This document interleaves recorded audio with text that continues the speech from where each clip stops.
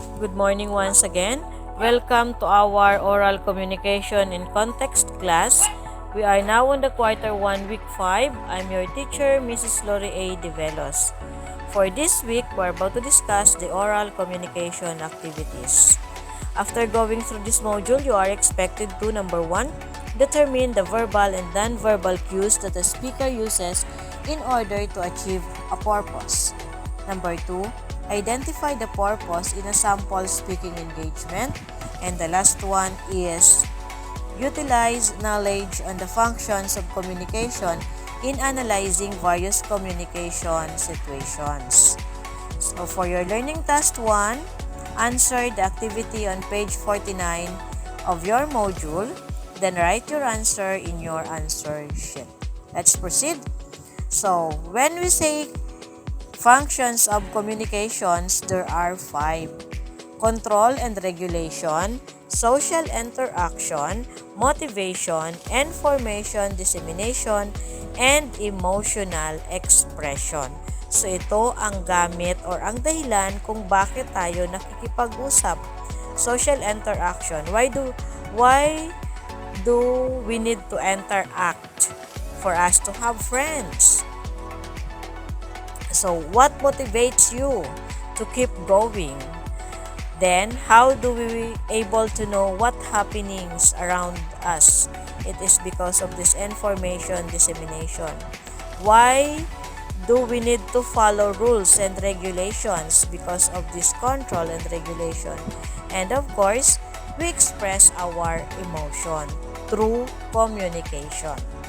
Now, we have this what we call verbal communication. What do you mean by this? Refers to the use of words to convey a message. This type of communication can be regarded efficient and successful if the receiver can easily process the message delivered by the sender. So, from the name itself, verbal communication, nakikipag-usap ka gamit ang mga salita. Diba? To convey or kung ano ang message na nais mong iparating. Sabi dito, ito ang pinaka-efficient and successful way to communicate if or kung, diba, the receiver can easily process the message. But how about if not? Sa verbal communication kasi, hindi mo na mababalikan ang sinabi ng isang tao. Here are some of the aspects that you need to consider in this type of communication. Number 1 is appropriateness or akma ba. Una, formal communication is the type of communication used in formal, ceremonial, or dignified gatherings. So, ano-ano yung mga gatherings na yon? So, ito sila. So, formal communication includes meetings, interviews, conferences, speeches, presentations, formal one-on-ones. So, formal communication yon. How about for the informal communication? It's characterized by free, casual, and spontaneous exchange between 2 or more persons. Types of informal communications are casual conversations, gossips, tales, interrelational activities, family social communication culture, and interrelational activities outside of the formal. So, lahat ng hindi kasama sa formal communications ay napapabilang sa informal communication.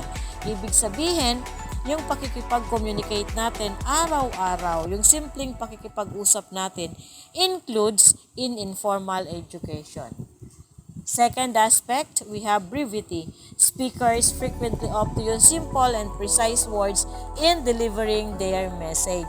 So, see to it na simpleng mga salita lamang at madaling maintindihan, direct to the point ang iyong gagamitin. How about clarity? Clarity refers to using simple yet exact words that directly express your thoughts and emotions. Huwag nang marami pang paligoy-ligoy. Next, vividness refers to words that make the conversation or exchange of information lively and vibrant. So, yung mga magagaan na salita ang kailangan gamitin. Then, for the last one, we have the ethics.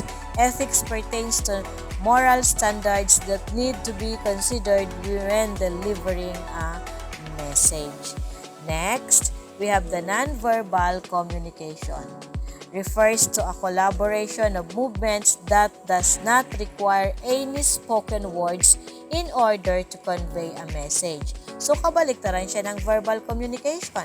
Kapag sinabi nating verbal communication, may ginagamit kang salita. Pero dito sa nonverbal, wala ka pong gagamiting salita. So, paano mo masasabi that that speaker uses nonverbal communication?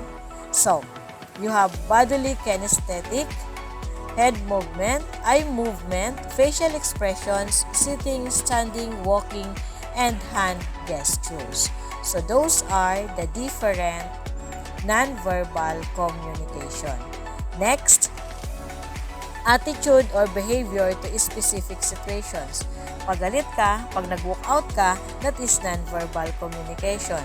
Manner of dressing. So, ano rin pala yon yung tawag dito? Nonverbal communication. Diba? The color of the dress na sinusuot mo kapag masaya ka or malungkot ka.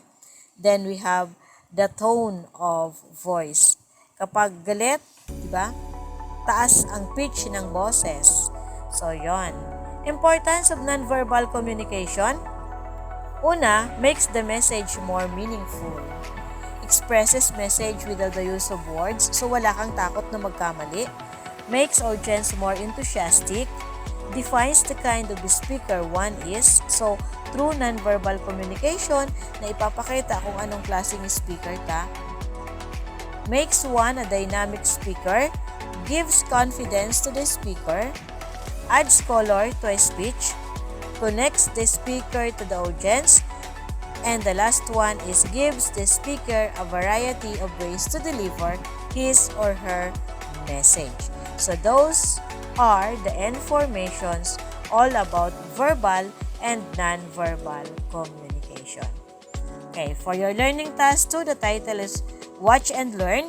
Watch a morning or primetime news and fill out the box below with the different verbal and non-verbal cues used by the news anchor or anchors and news reporters in delivering news. Write at least 5 observations or samples of oral communication activities and identify the aspect of verbal communication used. Tell with their relevance, brevity, clarity, ethics, and vividness. So, this activity can be found on page 58 in your module. Congratulations, everyone!